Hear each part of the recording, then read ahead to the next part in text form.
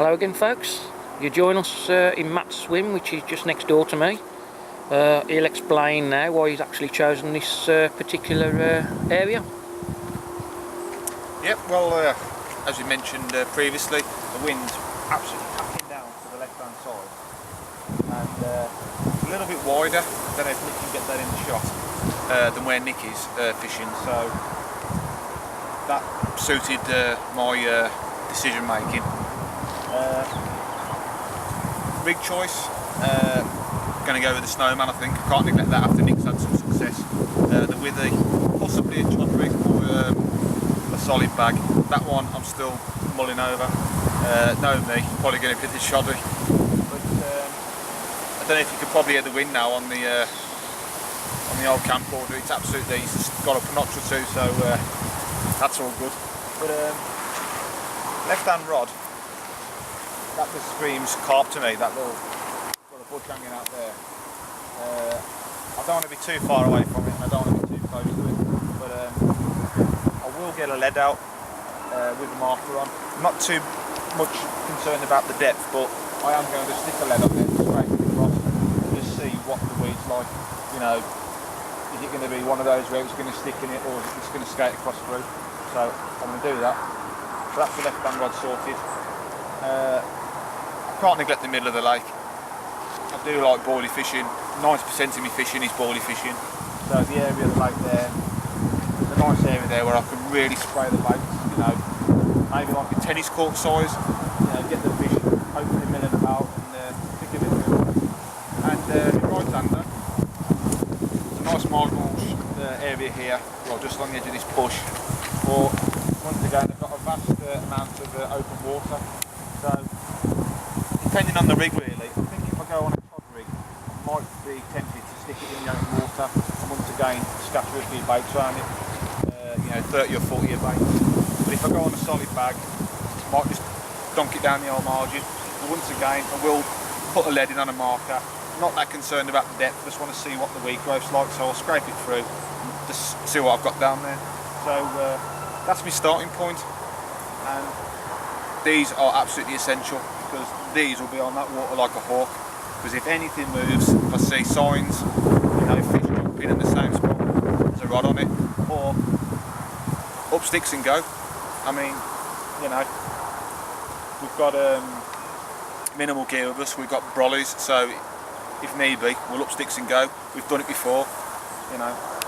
But, Just interrupting, Matt. I don't know if you know, just over the far side. Just seen a telltale sign. Obviously it's not probably an area Matt would be looking to fish because of snags there, but I think it just goes to prove we may have made the right choice because they're definitely here. So I missed something, had you seen it then? Yeah. I do apologise for that, Matt. No problem, mate. If you just want to come in here a bit, Nick, just get on camera, mate, the old Canadian. Yeah. So there's a lot of that in this lake.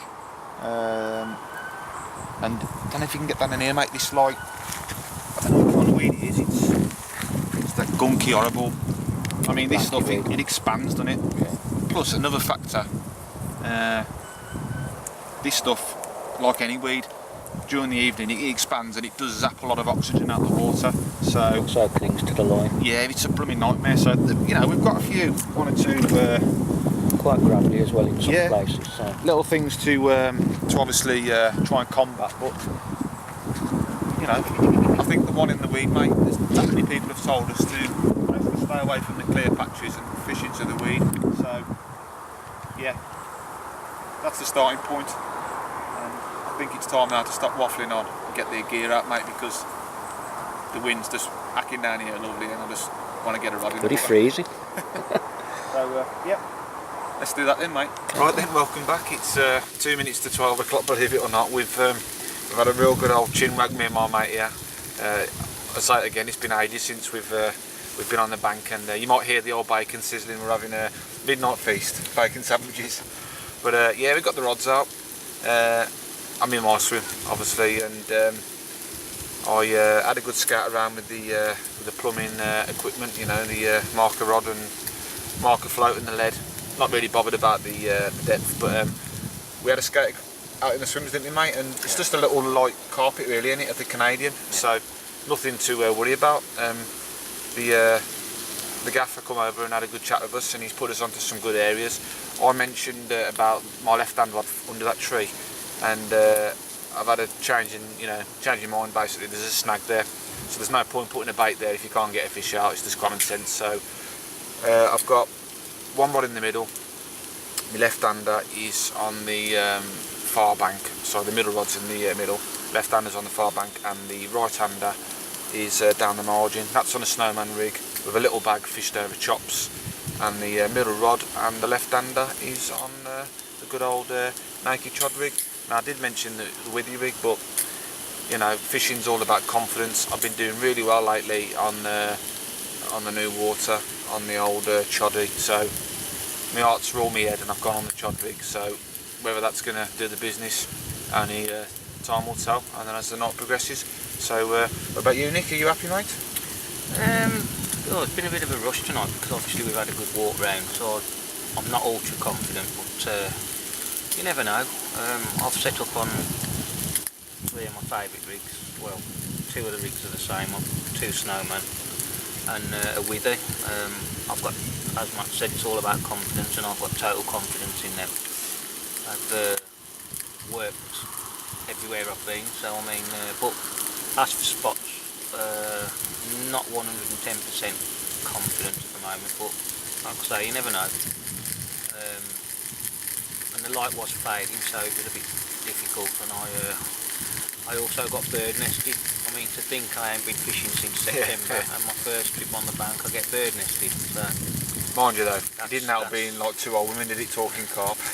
But that's a good shout there, mate. One of us is on the withy and one's on the old choddy, so hopefully if one of us has success on either, you know, there's one we could probably... chance of switching then, yeah. Yeah, so great stuff. Well, that bacon is getting dead crispy now, mate, and I'm absolutely starving. Yeah. So we're going to have a nice bacon sandwich. Who knows what the night's going to hold. So hopefully one of us will be holding a fish. Hopefully one of them rods is going to rattle off, either mine or Nick's. But if it doesn't, I can assure you we'll be up at first light, because we're only here till like Friday late morning, so every second counts. So smack on 1 minute past 12 now. Well, good morning, later, folks. It's just gone 20 to 7, and sadly I've got to report a very quiet night. Nick popped round, I think it was around about between 4:15 and 4:30 this morning. He reckons he had a pick up on his withy rig and pulled into a fish, and the battle lasted for literally minutes. Something happened, it all locked up, and he lost the fish, so he's just having a mess about in his swim now, so no doubt we'll catch up with him later and get more on that. But as you can see, the old wind's still hacking to the left. I've been up now for about an hour, just having a coffee and watching the water, but no, I didn't have a bleat, nothing at all. I heard a fish bosh around about 12:30, 1:45, and it looked like it was over there in that kind of direction. It was hard to tell, but it was definitely a carp. It was a proper splat. So yeah, the forecast today actually is supposed to be another scorcher, but as you can see in the shot that I'm showing you, it's 20 to 7. It's overcast, and the conditions are looking really good still. It's quite fresh and nippy, so whether things are going to dramatically change as we get into the morning, who knows. But at the moment the conditions are looking really good still, so long may it continue. But yep, that's the scene at the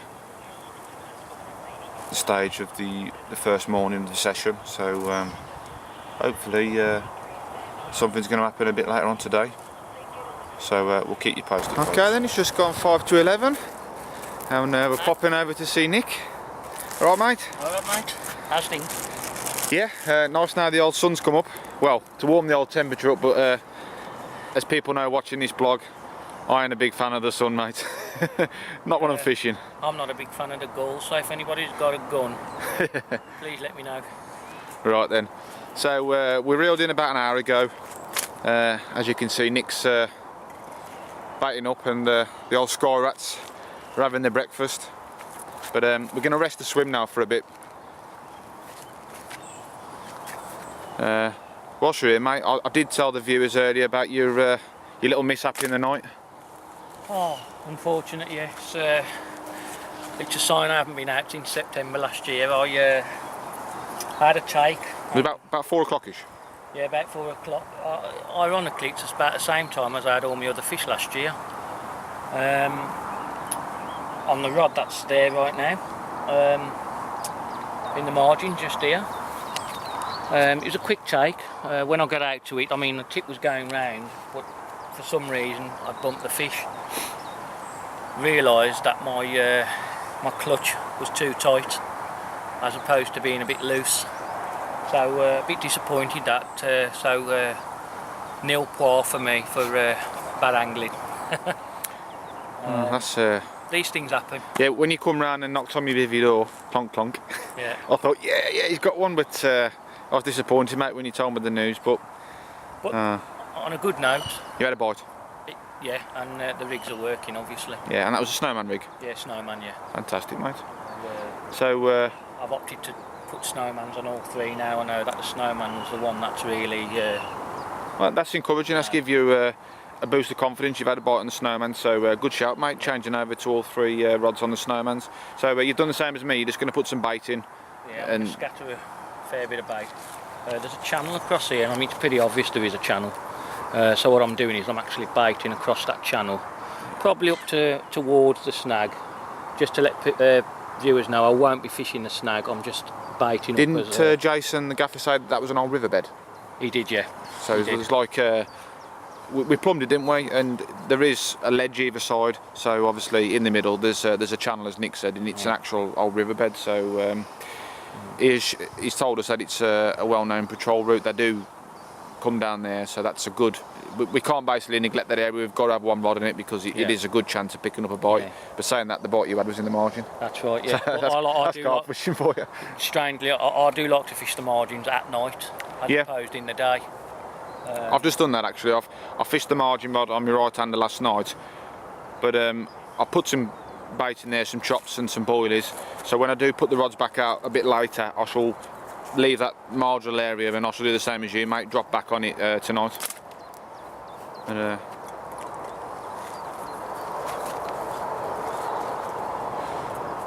yeah, I'm just you know, putting some.